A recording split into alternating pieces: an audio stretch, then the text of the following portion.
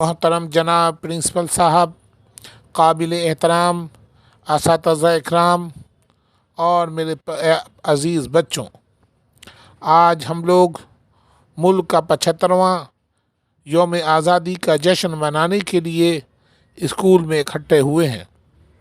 یہ جشن آزادی ہر سال منائی جاتی ہے اور اس میں ہم اپنے ان اکابرین، اس وطن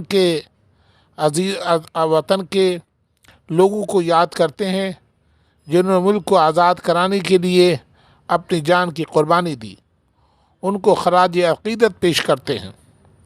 یہ آزادی کی تحریک ایک دن یا ایک مہینے یا ایک سال میں مکمل نہیں ہوئی، بلکہ جنگ آزادی تقریباً 200 سے 250 سال تک یہ آزادی کی جنگ چلی، اور اس میں سب سے زیادہ بڑھ چڑھ کے جو حصہ لیا وہ مسلمان ہیں۔ کسی نے اس سلسلے میں پیش قدمی کی تو وہ مسلمان ہے۔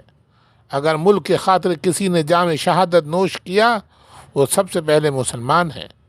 اور یہی نہیں بلکہ عام طور پہ لوگ یہ سمجھتے ہیں کہ جنگ آزادی کی شروعات 1857 سے ہوئی، لیکن یہ نظریہ غلط ہے۔ جنگ آزادی کی شروعات 1750 سے شروع ہوتی ہے، جب بنگال میں انگریز آہستہ آہستہ اپنا قدم بڑھانا شروع کر دیا تھا۔ وہاں کے نواب سراج الدولہ نے انگریزوں سے ٹکر لیا، اگر اس وقت میر جعفر انگریزوں سے مل نہ گئے ہوتے یا سراج الدولہ سے غداری نہ کی ہوتی تو اسی وقت انگریز کے قدم رک جاتے، وہ ہندوستان پہ قابض نہیں ہو سکتے تھے۔ لیکن اس میں سراج الدولہ کو شکست دینے کے لیے انگریزوں نے پوری جان کی طاقت لگا دی اور میر جعفر کو یہ آفر کیا کہ تم کو سراج الدولہ کے بعد تمہیں ملک کا، بنگال کا تمہیں نواب بنا دوں گا۔ لہذا انگریزوں سے لڑتے ہوئے میر سراج الدولہ نے اپنی جان عزیز قربان کر دی۔ مسلم مجاہد آزادی جن کی تعداد لاکھوں میں ہے، ملک کو آزاد کرانے کے لیے اپنے سینوں کو انگریز فوجوں کے گنوں اور توپوں کے سامنے پیش کر دیا۔ ادھر ساؤتھ کے اندر کرناٹک میں حیدر علی کی حکومت تھی۔ حیدر علی لگاتار انگریزوں کو روکنے میں لگے ہوئے تھے، اور 1750 میں ان کے گھر میں ایک بچہ پیدا ہوتا ہے جس کا نام ٹیپو سلطان ہوتا ہے۔ ٹیپو سلطان کی تربیت حیدر علی نے بہت ہی شاندار کی، اور شروع سے ہی سپہ گیری اور گھوڑ سواری اور جنگ کے تمام اصولوں کو تربیت دینی شروع کر دی۔ لہٰذا 1782 میں حیدر علی کے انتقال کے بعد ٹیپو سلطان میسور کی تخت پر بیٹھا اور انگریزوں سے لگاتار جنگ کرنا شروع کر دیا۔ لیکن وہاں بھی یہی ہوا کہ وہاں میر صادق نے انگریزوں کے ساتھ مل کر غداری کی، اور آہستہ اندر کی تمام خفیہ باتیں انگریزوں کو بتاتا رہا۔ لہٰذا جب تمام انگریزوں کی فوجوں نے سری سرنگا پٹم کو چاروں طرف سے گھیر لیا، تو اس وقت میر صادق نے ٹیپو سلطان سے کہا کہ بادشاہ سلامت، ہماری خیریت اسی میں ہے کہ ہم انگریزوں کو اپنے آپ کو سپرد کر دیں اور اپنی شکست کو قبول کر لیں۔ اس وقت ٹیپو سلطان نے ایک تاریخی جملہ کہا تھا جو ہمیشہ سنہرے لفظوں سے لکھا جائے گا کہ شیر کی ایک دن کی زندگی گیدڑ کی 100 سالہ زندگی سے بہتر ہے۔ انگریزوں نے پہلی دفعہ ٹیپو سلطان کے انتقال کے بعد اس نے یہ پہلی دفعہ اعلان کیا کہ آج ہندوستان ہمارا ہے۔ 1803 میں ایسٹ انڈیا کمپنی کی حکومت قائم ہوتے ہی شاہ ولی اللہ رحمۃ اللہ علیہ کے فرزند شاہ عبد العزیز محدث دہلوی نے کہا کہ اب ہمارا ملک غلام ہو گیا، اور فتویٰ دیا کہ ہندوستان کو آزاد کرانے کے لیے جد و جہد کرنا بے حد ضروری ہے، اور تمام مسلمانوں پہ یہ عائد آتی ہے کہ اپنی جن من دھن سے جیسے بھی ہو انگریزوں کو روکنے کی کوشش کرے۔ لہٰذا 1803 سے 1868 تک یہ سلسلہ چلا، جس کے بعد ایک اور تحریک چلائی گئی جس کی قیادت سید احمد شہید نے کی۔ سید احمد شہید نے سارے ملک میں 13 سال تک مسلسل جد و جہد کی، سارے ہندوستان کا دورہ کرتے ہوئے انگریزوں کے خلاف بغاوت اور نفرت کا ماحول پیدا کیا۔ آخر کار 10 جنوری 1831 کو بالا کوٹ کے میدان جنگ میں انگریزوں سے لڑتے ہوئے شہید ہو گئے۔ یہاں بھی وہی ہوا کہ میر جعفر اور میر صادق کی طرح پنجاب کے راجہ رنجیت سنگھ نے غداری کی اور انگریزوں سے مل گئے، جس کی وجہ سے یہاں سینکڑوں علماء شہید ہوئے۔ ان کے معاون مولانا اسماعیل شہید علوی نے بھی اسی میدان کو غار زار میں جام شہادت نوش کیا۔ ان ممتاز علماء کی شہادت کے باوجود مسلمان کے جذبہ جہاد آزادی میں کوئی کمی نہیں آئی، بلکہ اور بھی زیادہ جوش و ولولہ پیدا ہو گیا۔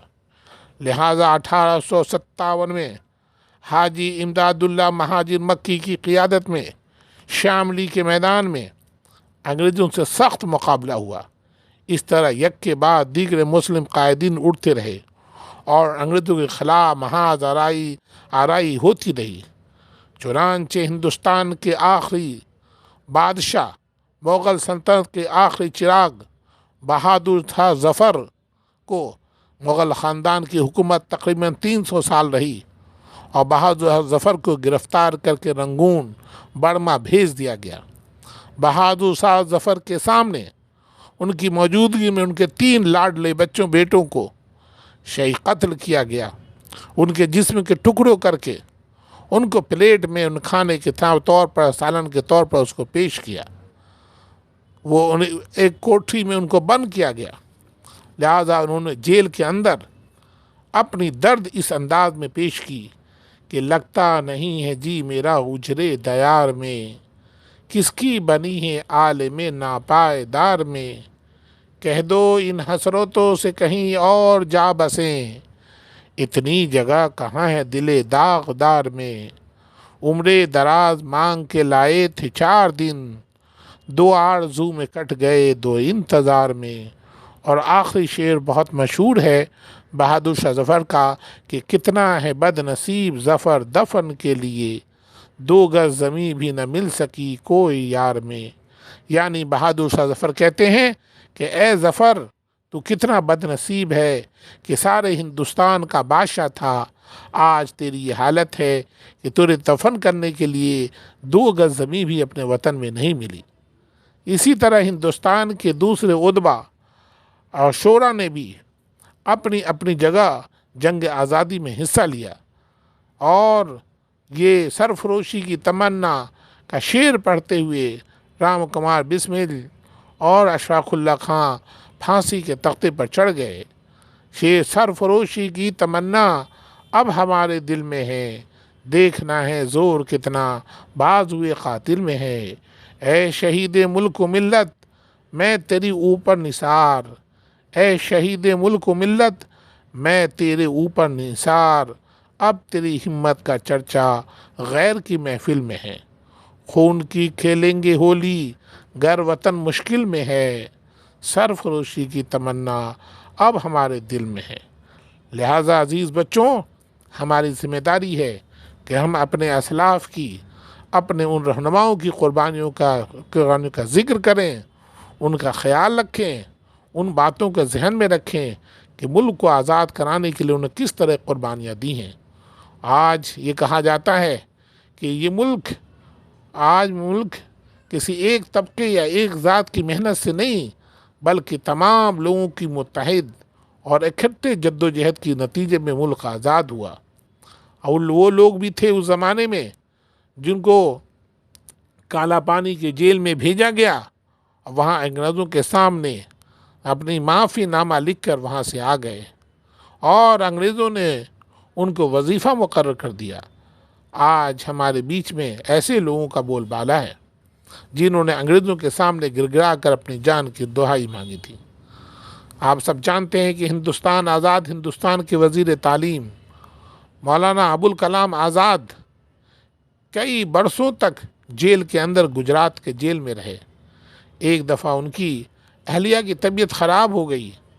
अंग्रेज़ ये कहते थे कि अगर मौलाना कहे तो मैं इनको भेज दूंगा घर, लेकिन मौलाना ने कहा कि एक तरफ मेरी बीवी बीमार है, एक तरफ मेरी माँ जंजीरों में जकड़ी हुई है। जब तक मैं अपनी माँ हिंदुस्तान को, मादर वतन को आज़ाद नहीं करा लूँगा, मैं अंग्रेज़ों के सामने लबकुशाई नहीं करूँगा। अजीज़ बच्चों, ये क़ुरबानियाँ मुल्क आज़ाद क़ुरबानियों से और क़ुरबानियों से फैला है, कुर्बानियों से आज़ाद हुआ है। लिहाजा हम सबको इसकी कदर करनी चाहिए और अपने मुल्क को, मुल्क की तरक्की के लिए, मुल्क की खुशहाली के लिए हम सबको बढ़ चढ़ के हिस्सा लेनी है। इन्हीं लफ्ज़ों के साथ आज मैं अपनी बात मुकम्मल करता हूँ। शुक्रिया, थैंक यू।